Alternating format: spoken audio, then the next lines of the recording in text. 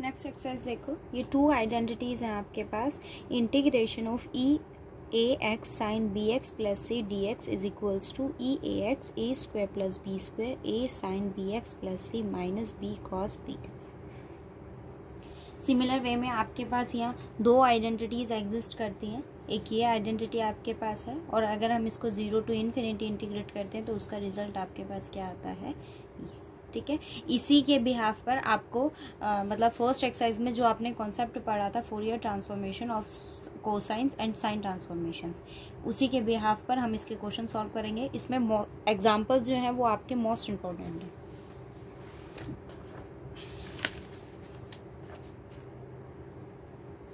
जैसे एक ये एग्जांपल आप देखिए, थर्ड,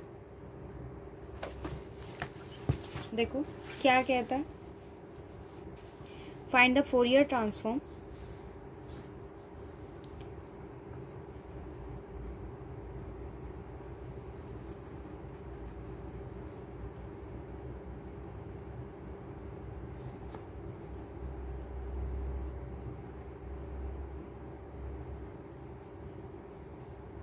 ई माइनस एक्स स्क्वायर। आपको फोरियर ट्रांसफॉर्म किसका फाइंड आउट करना है, ई माइनस एक्स स्क्वायर। अब आप यहाँ नोटिस करो तो आपके पास एफ ऑफ एक्स क्या है, ठीक है। वो क्या कहता है, आपको फोरियर ट्रांसफॉर्मेशन यहाँ फाइंड आउट करनी है। अगर कोसाइन आपको ट्रांसफॉर्मेशन फाइंड आउट करनी है, फोरियर कोसाइन ट्रांसफॉर्मेशन, ठीक है जी।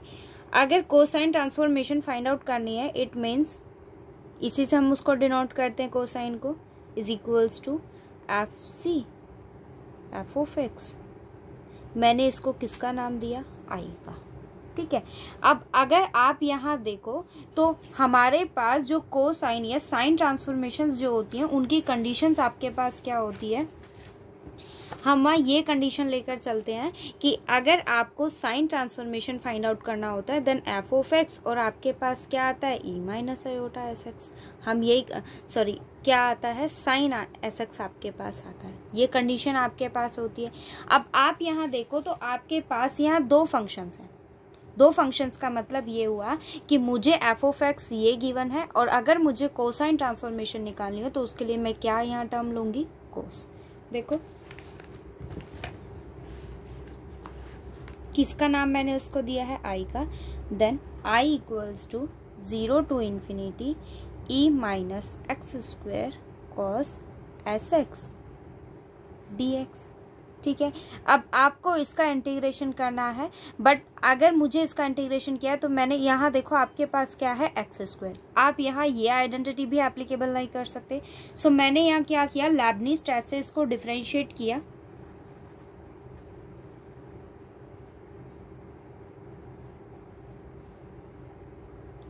देन डी आई ओवर डी एक्स। इसकी कंडीशन ये होती है कि आपके पास अगर कोई इंटीग्रेटिंग टर्म है तो हम क्या करते हैं, ए टू बी, अगर आपके पास यहाँ कोई भी F of x D x हो और लेबनीज टर्म से आपको उसको डिफरेंशिएट करना हो, तो उसकी कंडीशन आपके पास क्या होती है, a to b curly over curly x f of x D x. फिर हम क्या करते हैं, अपर लिमिट सब्स्टिट्यूट करके उसको डिफरेंशिएट करते हैं। मतलब इसका डेरिवेटिव हम फाइंड आउट करेंगे with respect to X. Arbitrary term है आपके पास अपर लिमिट, और फिर हमारे पास क्या आ जाता है, लोअर लिमिट। लोअर लिमिट के कॉरेस्पॉन्ड हम इसको क्या करते हैं, डिफरेंशिएट करते हैं, ठीक है। ये लेबनीज रूल आपको कहता है। अब आप एक कंडीशन यहाँ देखो कि मेरे पास यहाँ ये फंक्शन है। सो फर्स्ट ऑफ ऑल हम क्या करेंगे, इसको डिफरेंशिएट करेंगे। बट आप ये देखो मैं डिफरेंशिएट किसके रिस्पेक्ट में कर रही हूँ, एस के रिस्पेक्ट में। तो एस के रिस्पेक्ट में आपके पास यहाँ फंक्शन कौन सा है, ये। इट मीन्स इसको डिफरेंशिएट करेंगे 0 to infinity E minus x square आपके पास एज इट इज, और कोस का डेरिवेटिव आपके पास क्या होता है, साइन एस एक्स, और एस एक्स का आपके पास क्या हो गया, एक्स। एस एक्स का एस के रिस्पेक्ट में 1 और एक्स आपके पास as it is d x, ठीक है।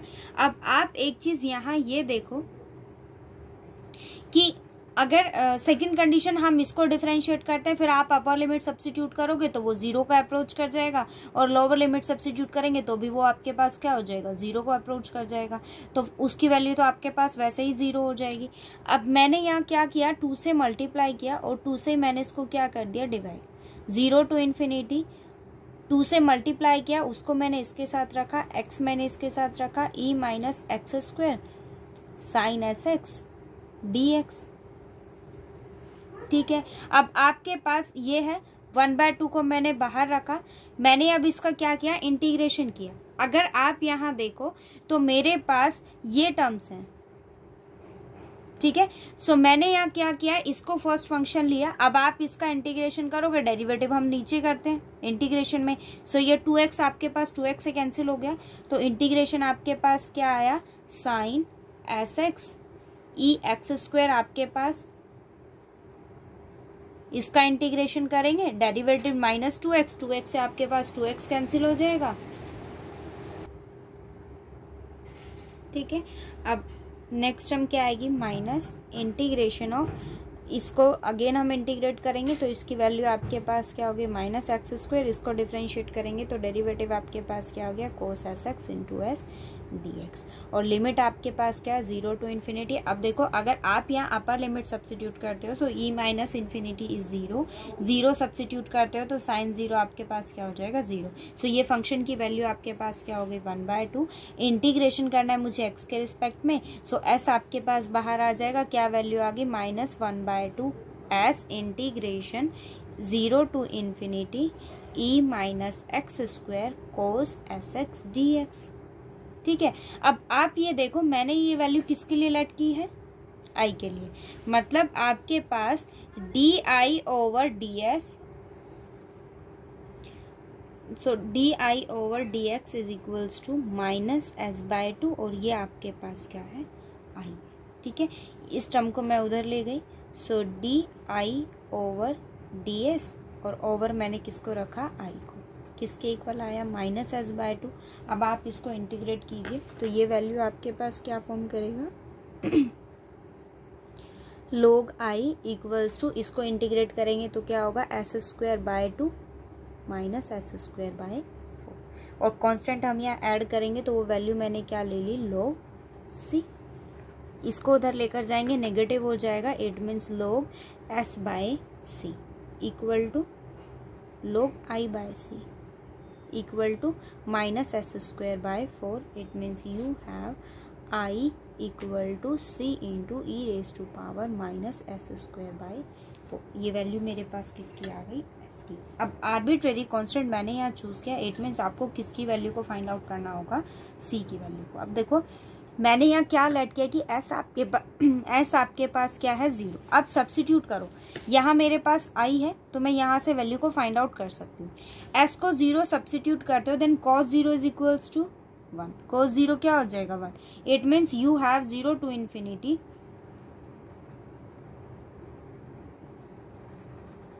0 to infinity e minus x square D x.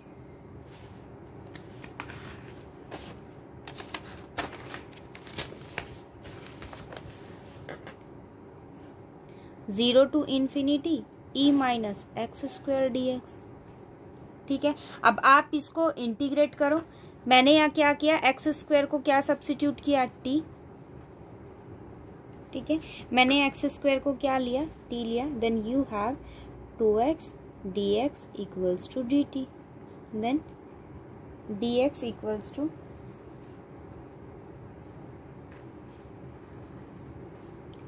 dt। x की वैल्यू आपके पास क्या होगी, √t, सो 2√t। वैल्यू को सब्स्टिट्यूट करेंगे और देखो आप 0 सब्स्टिट्यूट करते हो, then t is also tends to 0। If you substitute x tends to 0 infinity, then t is also tends to infinity.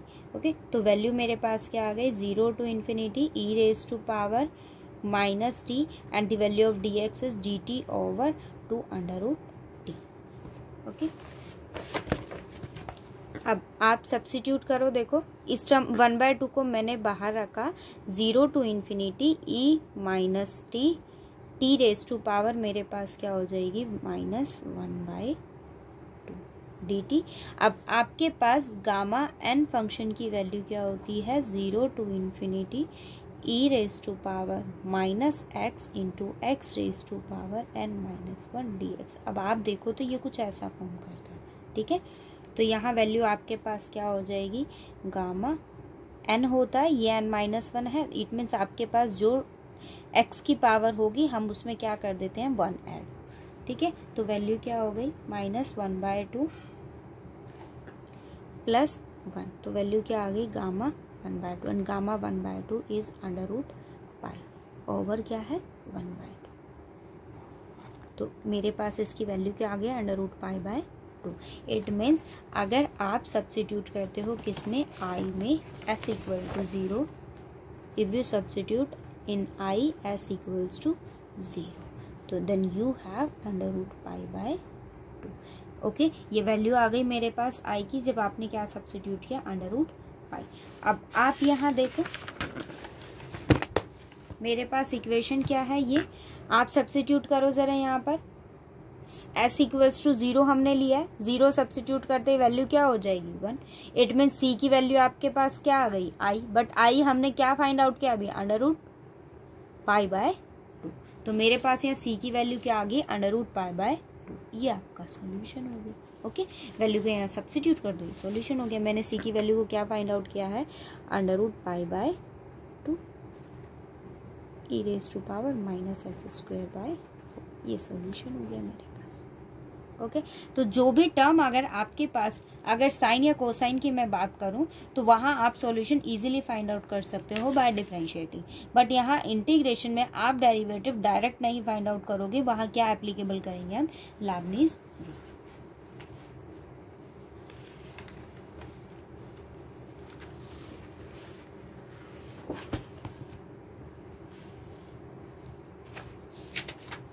Same इसी प्रोसेस से आपको एग्जाम्पल्स ट्राई करने हैं, और अगर किसी एग्जाम्पल में कोई डाउट हो तो बताना। ओके, एक्सरसाइज हम कल करेंगे।